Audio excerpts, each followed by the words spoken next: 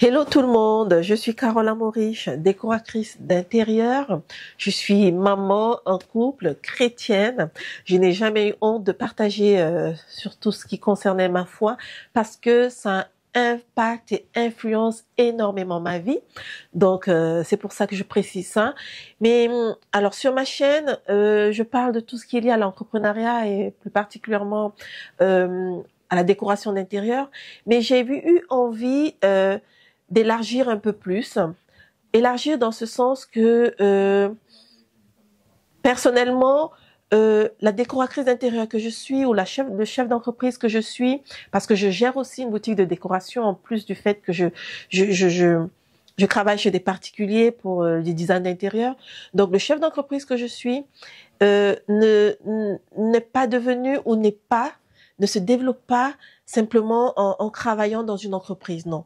Le côté spirituel a un très gros impact dans ma vie familiale a un gros impact, mon histoire a un impact important, et c'est comme ça pour tout le monde, ou alors presque tout le monde, mais je pense que c'est comme ça pour tout le monde, et j'ai eu envie d'aller jusque-là, d'aller toucher toutes ces limites-là dont on ne parle pas souvent, parce que je pense que il y a beaucoup de personnes qui, comme moi aujourd'hui ou avant, ont envie d'entendre parler de ces choses-là pour savoir qu'elles ne sont pas seules dans leurs difficultés, mais qu'il y a aussi d'autres personnes qui sont passées par là, qui ont réussi à s'en sortir ou qui sont encore là sur ce chemin-là et qui cherchent la voie comme elles, et explorer ensemble toutes ces petites pistes qui peuvent nous aider à développer nos entreprises créatives, à réussir en tant qu'homme, en tant que femme, à s'épanouir tout simplement, voilà, dans sa vie. Voilà, parce qu'il n'y a pas que l'entreprise, et il y a aussi le côté spirituel qui impacte beaucoup nos vies, il y a la famille. Voilà. Donc, et j'ai envie de faire ça sous forme de podcast. Donc, n'hésitez pas à me suivre sur Instagram, sur Twitter, non pas sur Twitter, sur TikTok.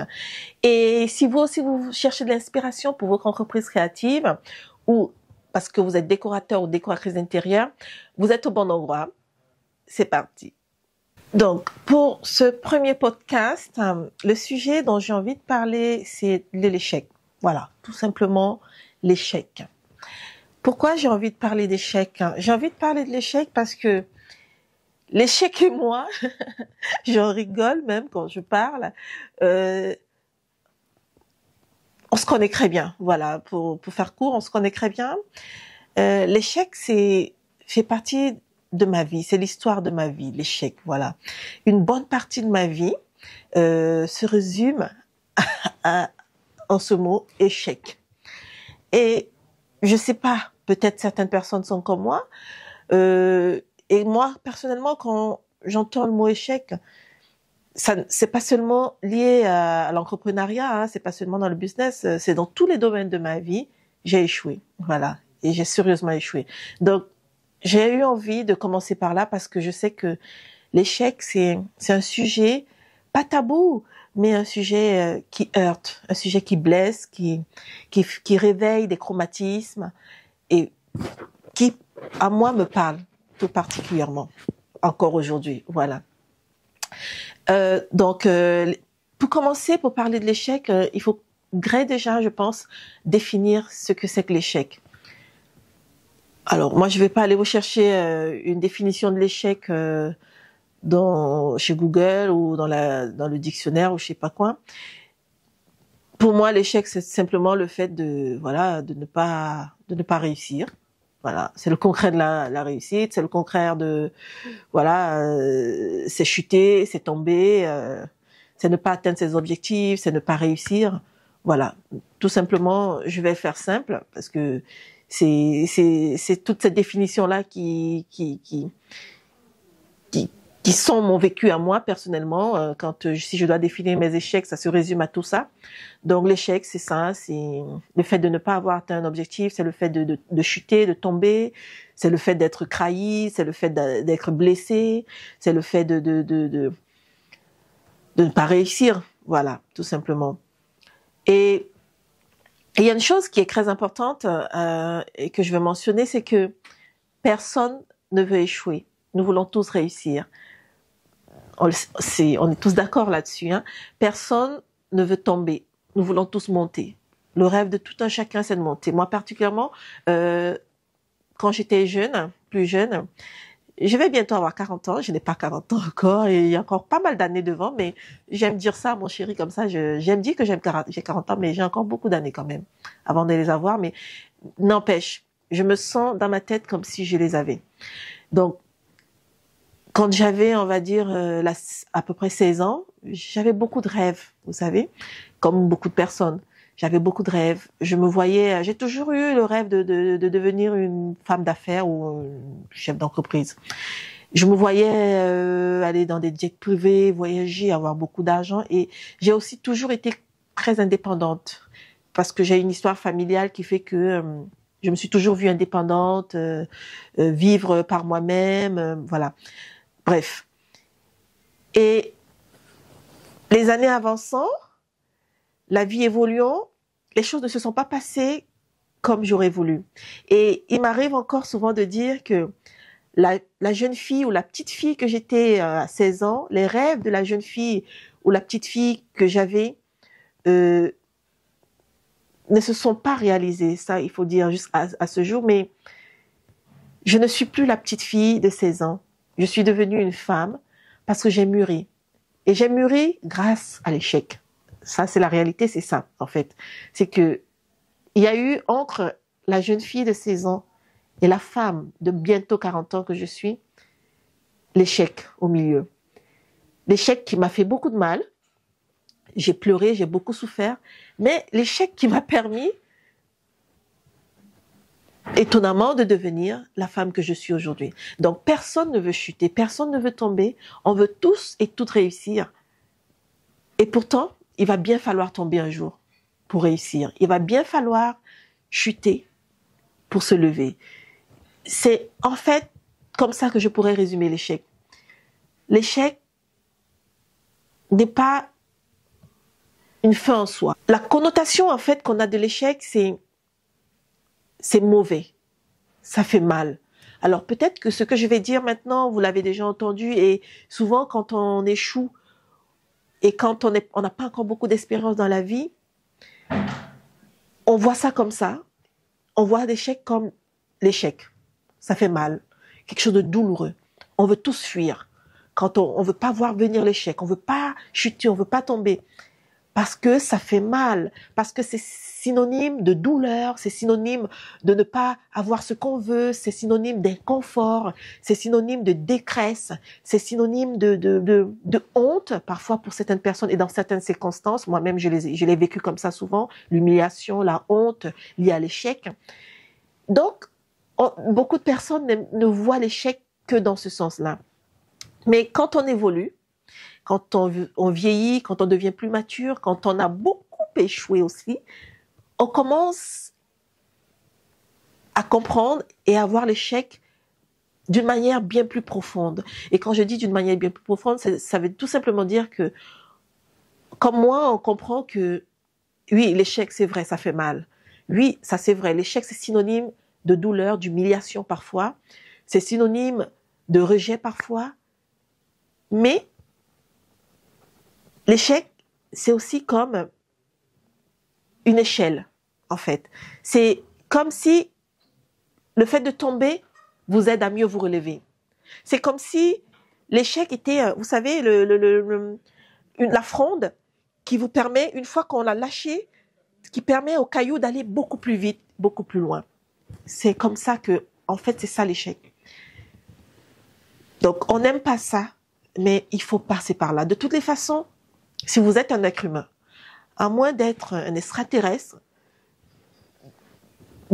par rapport à mon expérience personnelle et par rapport aux livres que j'ai beaucoup lus, que j'aime lire, parce que j'aime beaucoup lire, vous allez échouer.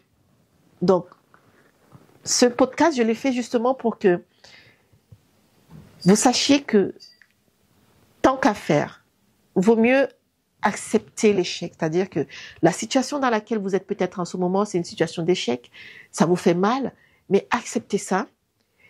Et comment est-ce qu'on accepte ça? C'est ce dont je veux parler dans ce podcast. Donc, acceptez cette situation et plus vite vous allez l'accepter, plus vite vous allez processer là-dessus, plus vite vous allez comprendre pourquoi l'échec est arrivé, plus vite vous allez apprendre Et mieux, vous allez grandir, corriger vos erreurs et repartir. Mais j'aimerais m'arrêter sur un point qui est très important, c'est que vous n'êtes pas, même si vous allez échouer, il y a des situations d'échec qu'on peut éviter et qu'il vaudrait mieux éviter. Parce que souvent, l'échec ne nous tombe pas dessus. Souvent, on provoque nous-mêmes l'échec alors qu'on aurait pu l'éviter. Ça, c'est très important. Et si je peux en parler, c'est parce que je sais de quoi je parle, parce que je suis passée par là et je me suis fait piquer, voilà. Donc, quand je dis concrètement, qu'est-ce que je veux dire? Je vous prends un exemple. Vous savez que l'infidélité n'est pas une bonne chose. Vous êtes un homme marié, vous êtes une femme mariée.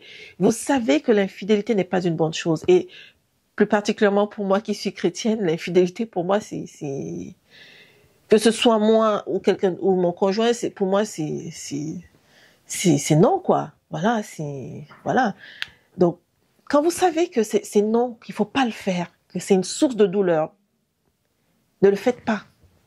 Voilà, ne le faites pas parce que une fois que vous êtes infidèle, tout va bien tant que vous ne vous faites pas attraper. Mais une fois que le poteau rose est dévoilé, qu'est-ce que ça entraîne? Des divorces, des enfants qui sont livrés à eux-mêmes, la déception.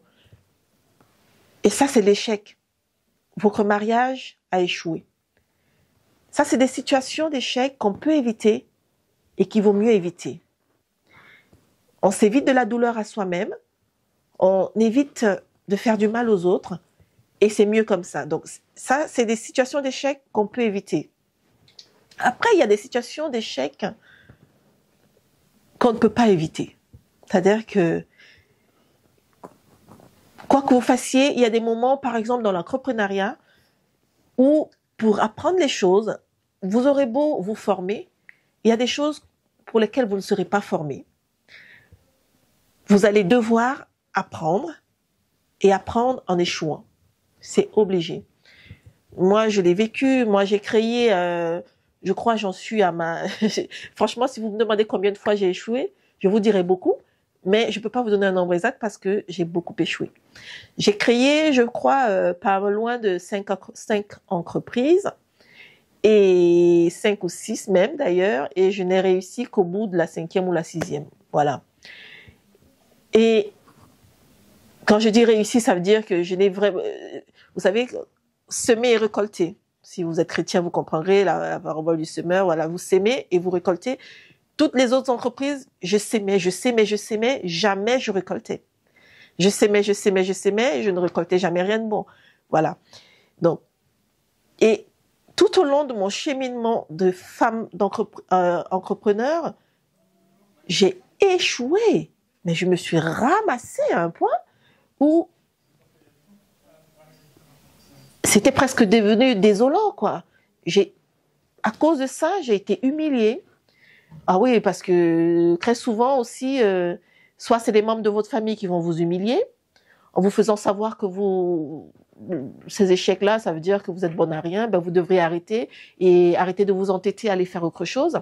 Soit, c'est tout simplement le fait, voilà, vous avez un crédit, vous n'arrivez pas à payer vos mensualités, et la honte parfois de dire au bailleur, à votre bailleur, au propriétaire de local que vous louez, voilà, ça fait 2 mois vous l'évitez, ou je sais pas moi, vous lui dites de lui dire j'arrive pas à payer le loyer, ça fait honte, hein. Franchement, quand on a investi beaucoup d'énergie dans une entreprise, quand on a mis de l'argent et que on a donné l'illusion aux autres qu'on savait de quoi on parle, mais que toutes les circonstances autour semblent indiquer qu'en fait, non, vous savez pas de quoi vous parlez, vous êtes en train d'échouer, bon, vous avez beau savoir de quoi vous parlez, mais en fait, vous gagnez pas un sou. Ça fait honte. Moi, personnellement, plusieurs fois, je l'ai ressenti comme ça. Ça fait honte. On a honte du regard des autres, d'affronter le regard des autres et de leur dire, j'arrive pas, je pourrais pas vous payer le loyer ce mois-ci. Une fois qu'ils sont compréhensifs et qu'ils nous laissent, ils laissent passer ce mois-ci, on a honte d'aller leur dire, mais même le mois prochain, je pourrais pas, et ainsi de suite. Et après, quand il faut tirer le rideau, on a honte d'assumer, de dire, voilà, j'ai essayé, mais je n'ai pas pu. Donc moi, je connais, ça c'est le genre d'échec pour lequel je n'ai plus honte aujourd'hui. Vous voyez, ça fait mal, mais je n'ai plus honte aujourd'hui parce que je sais que c'est des choses qui permettent d'apprendre. Là, je suis chef d'entreprise, je suis gérante d'une boutique et tout. Pour tout vous dire, en résumé, c'est tous les échecs que j'ai connus avec mes autres entreprises qui m'ont permis d'être là où je suis avec cette entreprise. C'est pour ça que je vous dis que il y a des échecs qu'on peut éviter, vaut mieux les éviter, mais il y a des échecs que vous ne pourrez pas éviter et ces échecs-là viennent pour un but en fait. Ces échecs-là viennent pour vous permettre de réussir plus tard. Alors sur le coup, ça fait mal parce qu'on ne comprend pas. On a tout fait, j'ai fait tout ce qu'il fallait. J'ai pris des cours, j'ai regardé YouTube. Voilà, j'ai copié, j'ai fait ci, les autres réussissent, c'est pas moi. Mais le bon moment, quand le bon moment viendra, cette situation d'échec que vous avez connue, je sais pas, il y a 1 an, il y a 2 ans, si vous arrivez à apprendre, à tirer quelque chose de là, vous verrez que ce que vous avez réussi à tirer de là vous aidera à réussir dans 1 an ou dans 2 ans. C'est ma philosophie de l'échec, c'est comme ça que moi j'ai appris. Et ça m'a beaucoup aidé. Pour finir, j'ai envie de vous dire que vous devez apprendre à dealer avec l'échec. J'aime beaucoup dire ça. J'aime beaucoup dire que j'ai appris à dealer avec l'échec. Dealer dans la mesure où c'est inévitable. Il faut chuter à certains moments dans sa vie pour mieux se relever. D'ailleurs, on ne chute pas on n'échoue pas seulement pour pouvoir devenir une bonne chef d'entreprise. On échoue aussi parfois, et là c'est mon côté chrétien qui le dit, on échoue aussi parfois parce que il faut apprendre à être humble. On échoue parfois parce qu'il faut apprendre à être patiente. On échoue parfois parce que ça va nous aider à devenir une bonne mère de famille, un bon père de famille. Voilà, on échoue pour plusieurs raisons. Donc l'échec, ça impacte vraiment tous les domaines de notre vie. Et dans ce sens-là, il faut apprendre à dealer avec l'échec. Dealer avec l'échec, c'est apprendre à vivre avec l'échec, c'est ne pas avoir peur de l'échec. Personnellement, je n'ai plus peur d'échouer. Ça ne veut pas dire que j'aime l'échec, je ne vais pas vous mentir. Personne n'aime l'échec. Même quand on sait que c'est une bonne chose, on n'aime pas l'échec. Moi, je n'aime pas l'échec. Mais je sais que c'est inévitable. Dans des circonstances que je ne crée pas naturellement, que je ne crée pas parce que par la convoitise, parce que je désobéis à la loi de Dieu. Mais si ça me tombe dessus parce que je suis dans un cheminement, dans un chemin d'apprentissage, je sais que je dois passer par là. Et de nos jours, maintenant, dans mon quotidien, j'anticipe. J'arrive même à anticiper, autant que cela puisse se faire, j'arrive à anticiper et je l'accepte beaucoup plus facilement. Moi, ce que je fais pour vous dire concrètement ce que ça signifie dealer avec l'échec, c'est que quand je vois que les choses commencent à coincer, je prie. Moi, je prie beaucoup. Déjà, avant de commencer, par exemple, de lancer une activité, de me lancer dans un projet, de m'associer avec quelqu'un, je prie toujours. Toujours, toujours, toujours. Même dans mon couple, je prie. Pour mes enfants, je prie. Je fais tout, je ne fais rien sans la prière. Parce que la Bible est claire, ta parole est une lampe à mes pieds, une lumière sur mon sentier. Dieu parle. Il parle par sa parole. Une lampe à mes pieds. La lampe à vos pieds vous permet de voir dans l'immédiat. La lumière sur votre sentier vous permet de voir dans l'avenir. Et pour moi, en tant que chrétienne, c'est très important. Si vous faites confiance à Dieu, il va vous envoyer des signaux. Et c'est dans ce sens qu'il y a des échecs qu'on peut éviter. Par exemple, si vous voulez faire le choix d'un local, d'un magasin, vous pouvez ressentir par intuition, je sais pas, mais Dieu va vous parler, va vous dire, ça c'est pas le bon local, ça c'est pas le bon moment. Maintenant, il y a des situations d'échecs par lesquelles il va vous laisser passer pour que vous puissiez apprendre. Personnellement, si je dois vous donner un témoignage, c'est quand j'ai créé mon entreprise, j'ai rencontré des gens. Quand j'ai ouvert ma boutique de déco, j'ai rencontré des gens qui, de prime abord, semblaient être de bonnes personnes, qui venaient vers moi en faisant semblant d'être contentes pour moi. Et il s'est avéré que c'était tout simplement des personnes déguisées qui venaient juste, en fait, pour mieux me poignarder. Voilà, je vais faire court. Et ça m'a heurté, ça m'a fait du mal. Je me suis dit, mais pourquoi tu n'as pas vu? Tu es trop naïve, Carole. Mais non, je suis pas naïve, en fait. Mais j'ai appris. Parce que moi, je suis une personne qui se donne à fond. Je suis très généreuse. Je suis vraiment très généreuse. Je m'ouvre, ou je m'ouvrais facilement aux gens. Et Dieu a voulu, au travers de cette situation, de cet échec qui a été une trahison, m'apprendre la discrétion, m'apprendre à faire attention aux gens, à discerner les personnes qui s'approchent de moi. Et ça, c'est très important. Jusqu'à présent, malgré tous mes échecs dans toutes mes entreprises, j'avais appris des choses. Parce que chaque échec vous apprend quelque chose de différent dans la vie. Et ça, j'avais pas encore appris ça. La trahison dans le milieu entrepreneurial. Ça existe. Et j'ai appris ça avec cette situation de trahison. J'ai appris qu'une entreprise, il y a des choses dans votre entreprise qui doivent rester secrètes. Vous devez rester discret sur certains sujets dans votre entreprise parce que tout le monde ne sera pas content pour vous. Il y a des gens qui sont là, qui n'ont jamais pu faire ce que vous faites et qui auront envie tout simplement de vous voir couler et seront prêts à tout pour vous aider à couler. Donc, tout le monde n'est pas content quand vous êtes content. Vous êtes content, vous partagez. Oh, moi, j'ai réussi à faire ça. Oui, mais il y en a qui rigolent, mais en fait, ils rigolent jaune. Donc, il faut faire attention. Et c'est parce que j'ai eu ce coup, qu'on m'a fait ce coup, que j'ai appris et qu'aujourd'hui, j'ai changé. Vous voyez, je ne m'ouvre plus aux gens par rapport à mes projets. Je ne m'ouvre plus aux gens par rapport à mon entreprise. D'aucuns diront que c'est la sagesse, et je pense que c'est la sagesse aussi. Mais voilà comment moi j'ai appris à être sage. C'est parce que j'ai échoué dans un domaine de ma vie avec cette entreprise que j'ai appris. Donc, il faut apprendre à dealer avec l'échec.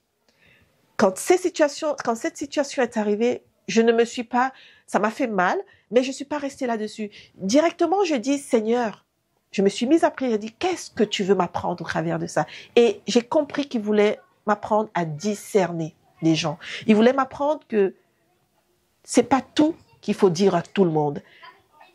Il y a des choses qui doivent rester secrètes. Pour une entreprise aussi, il y a des choses qui doivent rester secrètes. Et j'ai appris. Et je peux vous dire que maintenant, je me sens mieux quand je discute avec les gens parce que je n'ouvre plus la porte à tout et n'importe quoi. Et du coup, n'importe qui ne s'approche pas de moi, ça me permet d'éviter certaines blessures, certaines attaques. Donc, apprenez à dealer avec l'échec, c'est-à-dire que acceptez que vous devez apprendre. Peu importe le domaine dans lequel vous allez devoir apprendre, mais vous devez apprendre. Et en général, dans tous les domaines de sa vie, on va échouer un jour. Il y a des domaines dans lesquels on va échouer plus que dans d'autres. Et je pense même que le domaine dans lequel vous échouez le plus, c'est le domaine dans lequel vous réussirez le plus tard. Je le parle par expérience aussi. Le domaine dans lequel vous allez le plus tomber, c'est le domaine dans lequel vous aurez le plus de satisfaction et de réussite dans la vie. Donc, acceptez l'échec que la vie vous impose. Apprenez de cette situation d'échec, corrigez et n'oubliez pas d'où vous êtes tombé. C'est très important. N'oubliez jamais où vous avez chuté. Parce que, en général, les situations que vous avez vécues dans le passé, là où vous avez chuté, vous allez encore retrouver ça devant vous plus tard. Et si vous n'avez pas oublié, vous allez vous souvenir, tiens, c'est là que j'ai chuté et voici comment je dois éviter. ça cette fois-ci. Et c'est là que vous allez grandir. Et c'est là que vous allez réussir. Et c'est là que vous allez percer. Et c'est là que vous allez monter. Voilà. J'espère que cette vidéo vous a été utile. J'espère que ce podcast vous a inspiré. J'ai essayé de faire court cette fois-ci parce que c'est la première fois. Donc, n'hésitez pas à me laisser plein de commentaires, à me dire ce que vous en avez pensé. Je vous donne rendez-vous pour un prochain podcast la semaine prochaine. C'était Carole Amoriche. À très vite. Ciao, ciao.